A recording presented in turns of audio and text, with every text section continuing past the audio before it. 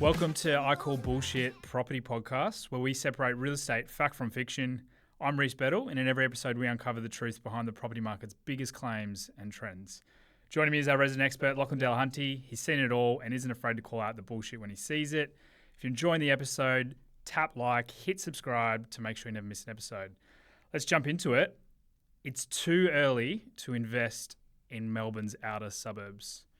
It's a good question, Reece. It's kind of a polarising question because so many people I feel are very anti-Melbourne still, but we're also hearing a lot of noise from buyers agents out there. A lot of the investment groups are pushing outer groups fringe Melbourne now. Are starting to push the outer fringe Melbourne. So I thought it'd be a good episode to It's coming on my reels frequently now. Yep. Some suburbs that I didn't know exist until our trip recently, as the next hotspots. Yep. So I suppose we're about to work through that at the moment, aren't we? Beautiful. And good keyword there, our trip recently. So we did spend a week in Melbourne looking at inner city established, but we also took a couple of days looking in the outer suburbs, especially on the new build side of things. So I thought it'd be good to maybe address some of those places we saw and what the data's telling us and what we actually, our opinion and what we actually saw from a ground level. So we'll start with the northern corridor. So Craigieburn and Mickleham.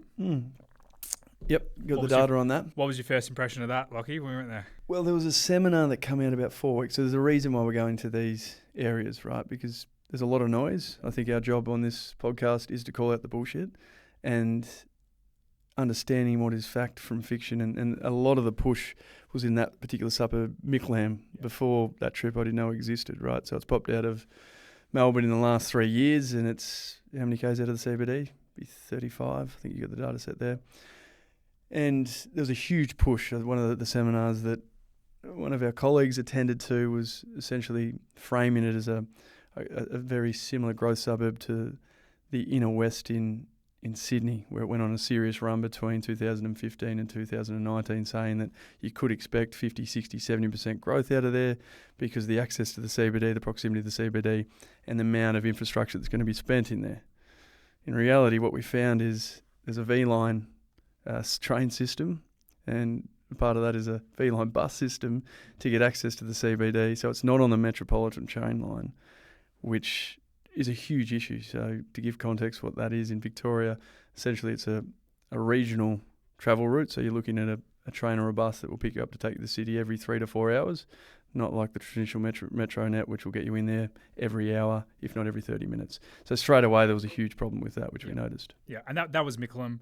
We also went to Craigieburn as well, which is just around the corner. Yeah, so obviously the transport for that, there is a major metro net that does run from there into the city, so far more supportive from accessibility. Because the one thing with Melbourne, we've touched on the podcast before, it's very different to other markets. Transport is key, and the government's invested a lot over the last decade to improve it because historically it has had problematic public transport.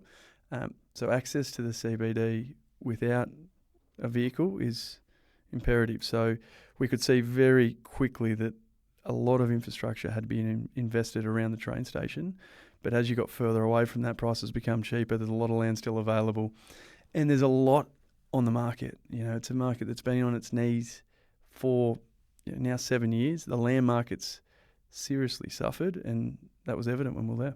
Yeah, and I think if you look at the data from Craigieburn and Mickleham, Craigieburn actually had over the last 12 months had a 2.3% increase in property prices, which is, if you're looking at the metro average in Melbourne, it's, it's outperformed. Medium house price was at 655K versus Mickleham at 668, and actually, not surprisingly, when you compare it to the rest of Melbourne, was down 1.7% in the last 12 months. Yields are there and thereabouts, but I think sort of going on from the ground level, there wasn't too much attractive stock left in Craigieburn. It did seem like a lot of the agents were pushing kind of towards the Mickleham direction. So the agent's going to push naturally what they have more of and what's harder to sell, which was further out. And Donnybrook is another suburb east of that had an abundance of stock, no metro network, and again, a lot of things that weren't selling. So Craigieburn, far more established, been a market that's been around for almost 2 decades now. So certainly far more comfortable in that area where there was clearly infill, a lot of amenity, all your major shopping centres, Coles, major childcare facilities, everything you want to see in a key market was available in Craigieburn. Beyond that, east and north, I have serious concerns. Yeah. And so some of that information that was getting or is getting tainted on various podcasts or buyers agencies or investment groups pushing these out of fringe suburbs beyond Craigieburn, I've got serious concerns based on what we saw and based on that data that we've just gone through. Yeah, and when I looked at from the LGA perspective, so local government area, it both fall within the city of Hume. I think a couple of key points I wanted to have a look at was affordability from a mortgage perspective. We've spoken about affordability index on this podcast before, which kind of helps us determine where a market is at from a capacity standpoint. Also looking at the rental affordability and then the unemployment rate. And the interesting thing about the city of Hume, which covers both suburbs we're mentioning, highest unemployment rate out of all the areas we looked at, and the least affordable for renters. So if you're looking at the rental affordability, over 41% are paying more than 30% of their wage on rent. Yeah, which is, that's surprisingly significantly higher than pretty much the rest of Melbourne. Exactly. And then you're looking at the unemployment rate, it's pushing nearly 8% as well. So people are stretched already. Yep. And almost 10% of that market doesn't have a job. So huge concerns for the outer north. And when you're comparing the different markets, north to east, east to west, I guess the attraction of the north is your proximity to CBD is closer to that of the east, because east has typically been more favourable, and your proximity to the airport. So you're sort of 15 minutes from the airport, you're 20, 25 Ks from the CBD. So that's the upside. Yep. Downside is those things you mentioned. And the fact the train line doesn't go out there. Exactly, and we didn't even make it to Donnybrook in the end because I think we'd seen enough from to draw some conclusions. To draw some conclusions. Next up was Melton, the Wild West of Melbourne. The Wild West, and just recently been added to the Melbourne population, metro data. So looking at Melton, super affordable, and being in the industry, we hear a lot. Probably similar seminars that you joined before. A lot of people trying to push that from an investor standpoint. Builder, building broker, investment group, land and house and land package, advisory firms are all pushing Melton. Yep. And the simple reason is stock. You can literally go in there. There's 1,000 properties available to buy tomorrow and land to build out for the next decade. So what's the easiest story to wrap a product around that you're not going to run out of supply is Melton. You can build pretty much from Melton to Ballarat and every 50 to 80 Ks either side, right through to Werribee without any resistance of running out of land. Yeah, huge concerns. And I mean, I said affordability, and the reason is lowest medium house price that we looked in all the areas at 478. In terms of unemployment, much better than the city of Hume, which was the Craigieburn and Mickleham. I'm going to get these confused. Mickleham, Melton, that sound too similar. But in terms of the rental affordability, similar, I would say, in terms of the previous areas we looked at. 38% of people are spending more than 30% of their wage on rent as well. So there could be a bit of an affordability cap there. Affordability cap there as well. But yeah, I think that was an area we probably had some opinions before we arrived that we were wary of. And I think once we done some on-the-ground research, they kind of back that up as well. Yeah, well, it comes back to the fundamentals. We want to see scarcity in a market, and that's why there's consideration to the north, because at Craigieburn there is scarcity, it is built up, and it's fully established for most part. You go out to Melton East, Melton West, there is just ample supply for the next multiple decades, and that's really concerning because in those areas you build a new product, 3 years later there's brand new product, yours becomes depreciated, 3 years old, then it sells at a discount, and identical product that's now brand new pops up around the corner, and that's going to happen for almost a full generation, potentially 2 generations. So I had concerns going there for that reason. Wasn't surprised when we got there. If anything, that when you look at the crime rates in that particular area, it's certainly much higher than it was in the north and the east. The east certainly had the lowest crime rates, something we need to consider. There was obviously Metronet, so you do have access to the CBD, so that was upside for sure. But certainly the quality of the housing, the build quality through there seems like a very high volume, low quality. A lot of the builders noted out there there certainly weren't the credible builders that we were seeing in the northern corridor and the southeast. So again, it sort of highlighted everything we thought going to Melbourne in that western pocket. But, probably only highlighted the fact that we won't be investing or advise clients to invest there in the future. Absolutely. We went down to Geelong. We won't really touch on Geelong, but we did a bit of a road trip to Geelong, went to some nice places on the way back, actually. I think, what was it? Lara we liked initially. But Werribee was the big one we were as we were coming back that we wanted to check out. Geelong's an interesting one because there is outer fringe Geelong suburbs, and Geelong typically does lag Melbourne's growth. So, at the moment it becomes affordable. So you see a lot of these investment firms move into the likes of Ballarat or Geelong because of affordability play for established property.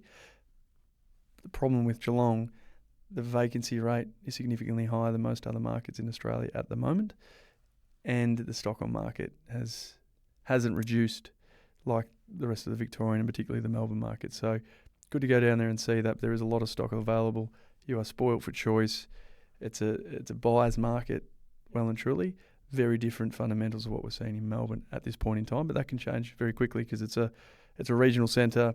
So you only need a handful of buyers agents and firms to put a story around that, and a lot of that stock will be taken out of the market quickly. Yeah, looking into Werribee, medium house price at 610, which is still on the more affordable side. Hadn't seen any growth or any decline over the last 12 months, which, as we said earlier, looking at Melbourne across the board, saw negative growth in the last 12 months. So positive there that it remained flat. In terms of affordability from both the mortgage perspective and rental, figures are low as opposed to some of the other areas that we looked at. And unemployment's pretty low with that area as well. So looking at the data and from hearing a bit of noise from the investors starting to enter a previously owner-occupied driven market, it seemed pretty positive. Is that kind of how you felt when we got there? I think because it's distance from CBD is driving that market, not from as the crow flies, so to speak, but it's the road network. You're literally on the freeway within 2 to 3 minutes and you're straight into the CBD. So I think when you're looking at, and they've got the train line, etc. So accessibility to the city on the major arterial routes is really important as well. But I think that's what highlighted to me Werribee is it's so accessible. As we were out there on the way back in. It took us 20 minutes to get back into the heart of the CBD from Werribee, which surprised me a lot when we compare that when we went to the north or the west. Sort of bumper to bumper traffic in major thoroughfares, not major freeways. So I think what they've done there and the infrastructures have been spent on sinking a lot of the transport under the Westgate Bridge now. So what we saw a lot of the major trucks going to the ports is now getting diverted, which is freeing up the access to the major freeway. So I think Werribee is going to become more popular just because of the ability to get into the CBD. Cool. And then we went east. Southeast, I guess? We went east. Yep. So particularly looking at Cranbourne East, Clyde North, Berwick. Yep. We spent a good half a day in that area and checked out a fair few of those spots. I think Cranbourne, looking at the data, medium house price 660, so a little bit higher than some of the other places we looked at. Clyde North, even more on a premium, medium house price at 725,000. And Berwick, that seemed like the higher entry point for out of all the places we visited at 885. And actually looking at the data, that had 2% growth in the last 12 months, which is kind of unheard of when you're looking at very dominated by own occupiers, right? Correct. Yields were there or thereabouts in the low 4%, like some of the previous areas. I think the biggest thing for me though in that area, so all those areas within the LGA of Casey, high population, so just 405,000 there. But in terms of the growth, it was the fourth largest LGA growth in Australia. Yep. In the last 12 months. So definitely has seen a rise in population, and the infrastructure felt pretty good when we're out there as well. It's very established, and it has been. The eastern suburbs of Melbourne is notoriously the most desirable place to be.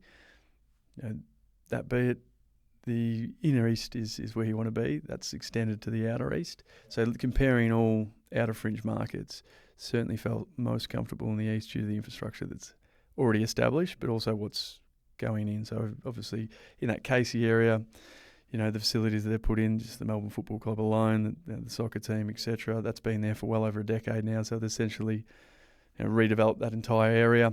If you look at a little bit inbound from there, you've got Monash University, which that Monash precinct is actually the second largest CBD in Victoria. Yeah. So a lot of jobs activity. You've got the hospital, university, all the major research hubs around that. So you can see there's a lot of jobs out there. It's almost its own city in a sense, and that's where you say, albeit it's a lot further from the CBD than say the north or west even, you wouldn't expect that all the community all the way into the CBD, a lot of those jobs would be going and stopping around that Monash precinct or then featuring out to Frankston. So you can see how it sort of operates as its own central hub. Clearly Berwick being an owner-occupier dominated market. When you looked at Cranbourne, equally there was a mix between owner-occupier and investment activity. Clyde North is obviously where a lot of the infrastructure is going in now. So certainly most comfortable in that area for that outer fringe stock. And it's no surprising that the growth's already been seen in that market in the early phases of the cycle for Melbourne. And train line end of the stop, so I think it was like 55 minutes to get into the Correct. CBD as well. well. But there is a direct metropolitan train. You've also got the main artillery routes via car as well. So from that point of view, transportation, it's a tick for my mind. Affordability was still there. Yeah. Well, I mean, you're looking at the mortgage affordability, and out of all the places we've seen, that had the lowest percentage of people paying over 30% of their wage. So what that's saying... explain that. Exactly. So 30% of your wage goes on your mortgage repayment. They've kind of set that as a benchmark of what is affordable. What is affordable. Some of those areas were pushing 30-40% over that. So 30-40% of people are paying more. So what that's saying is it's reaching its ceiling in terms of a rental income. Yeah. So only 20% are paying over 30%. So there's plenty of leg room to see growth in rental prices. Correct. And unemployment rate under 5%, which when looking at some of those other areas is pretty competitive. And it's almost half what we're seeing in the north, right? So you're seeing wages rise arguably when you get employment rates sub 6%. You're seeing affordability from a rental point of view, and debt to income in those areas are also quite affordable. So from what we've seen, certainly the market on the outer fringes. You raised some good points there. I think it almost was, some of those areas were specifically owner-occupied areas. So yeah, absolutely. From an investor standpoint, I know we always try to, from an investor standpoint, want to buy where the owner-occupiers are because you've got the high demand there. You've got a pool of people wanting to enter that suburb. Didn't feel like with a lot of those other suburbs there was as much of a demand, especially when you're looking at the Clydes and the Berwicks of the world. Exactly. But you may not hear or see much of a push towards the east because it's more difficult to get stock. So those that are pushing product won't want to push it because they'll hit a ceiling on what they can sell you essentially very quickly, where in the west there's infinite stock, so it becomes easy to put a story around that to get you convinced. But also the affordability play, it is more expensive in the east, slightly. We're looking at entry points from 700 to 800 versus the west where it's more 600 to 700. So typically the more affordable suburbs attract more investors. So that's probably why you'll see less of a push to the east and why we haven't heard much about the east. We've heard a lot more about the north, your Donnybrooks and your Melton Wests and your Micklehams that you can't pronounce because there's infinite supply and they're cheaper. Yeah.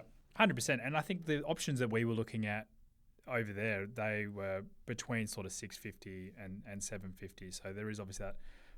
We were having a chat with one of the ladies over there, and it was $1 million was kind of entry point in some areas in Berwick as well, which obviously from an owner-occupied standpoint is going to be good value. Yeah, but you're paying for lifestyle there. Well, it's quite undulating. You've got hill views and those sorts of things.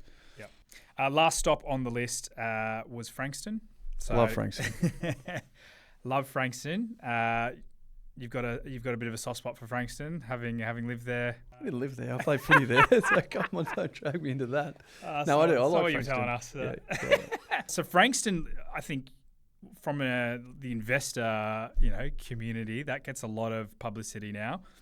My memories of Frankston was probably like 15 years ago when Sam Newman was going out there doing street tours. Stay off the train line. And the characters out there. So being away from Australia for so long, it is interesting to see a bit of positive noise about Frankston. It's gentrified and is gentrifying. And there's certainly South Frankston, for instance, a beautiful spot. You're on the water there. And what people forget is you're 15 minutes from the Morning Peninsula, which is probably the most affluent pocket of Victoria.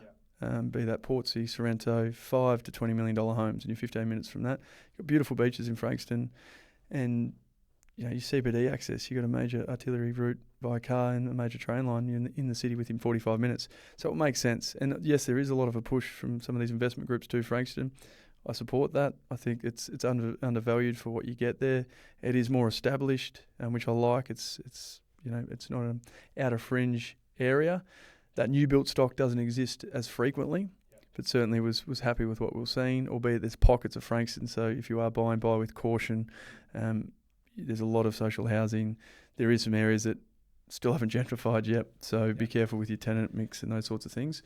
But yeah, overall I was quite pleased, and it improved a little bit since I played footy there, which is nice. Best pizza you've ever had apparently there as well, you were saying. Love a getter.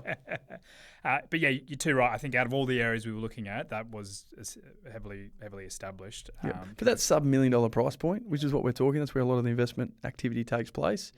Yeah, that was certainly the pick. Yeah, and you're looking at the medium house price in Frankston at $740.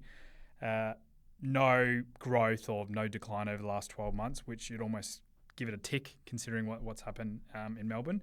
The mortgage affordability, so not going to explain that again, but mortgage affordability was actually the lowest by far. So only 15% of the population are paying more than 30% of their wage. So that's a big tick from an affordability standpoint, especially if you're looking from an owner-occupied perspective as well. Unemployment, there and thereabouts with some of those other areas as well. So, you can probably see why there is starting to get a bit of a positive mind frame on that area. And that's what you want to see, a market to go through aggressive growth. You want a combination of owner-occupiers competing with investors. And that's what we're seeing. Days on markets has shrunk significantly over the last 6 months. Speaking to agents on the ground, they're seeing multiple offers on properties. A lot of East Coast and some West Coast agencies buying sight unseen. So it's the state of a market that's now going to go on a run. It's clearly evident.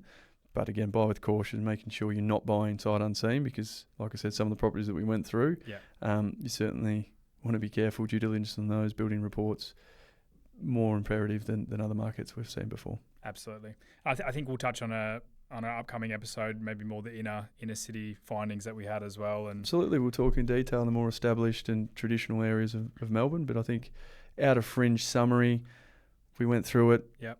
I call bullshit on the north. I'm still sceptical. Yep. So just north is Craigieburn, Mickleham. Yeah. So there is an Melton. exception for Craigieburn in pockets, but certainly beyond that, north or east of that. Yep. Let's stay away. Yep. West is a no-no. Certainly don't get conned into buying something in the west. Look, there's a case to be made in pockets of Werribee. Like I said, high domination of owner-occupier. I'd be selective. You're going to get a cheaper price point, but making sure you're close to amenity. And then, obviously, our preference for the outer fringe was, without a doubt, the southeast. A lot of value out there.